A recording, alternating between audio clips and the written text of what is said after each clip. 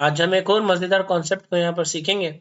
Dear students, वो concept हमारे पास law of conservation of energy से रिलेटेड है। सबसे पहले अगर हम एनर्जी की बात करें तो energy is the ability to do work, काम करने की सलाहियत को हम एनर्जी कहते हैं।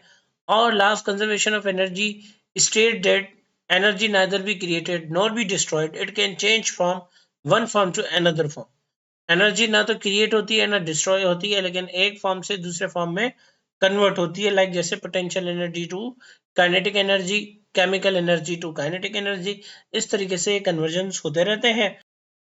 और इसी के साथ साथ the total energy within an isolated system remains constant. Clear dear students? अब हमें इसी को विजुअलाइज करना है। यहाँ पर आप देखेंगे ये एक स्कैटर मौजूद है।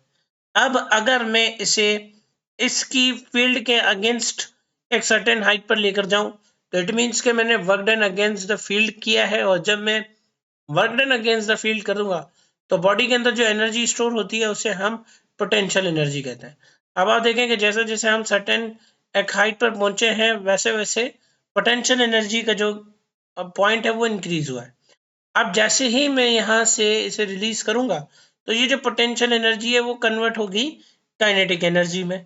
Clear radio students? और फिर हम देखेंगे कि ये पोटेंशियल एनर्जी काइनेटिक एनर्जी में और फिर काइनेटिक एनर्जी पोटेंशियल एनर्जी में कन्वर्ट होती रहेगी, जबकि टोटल एनर्जी जो है वो क्या रहेगी, वो हमारे पास कांस्टेंट रहेगी।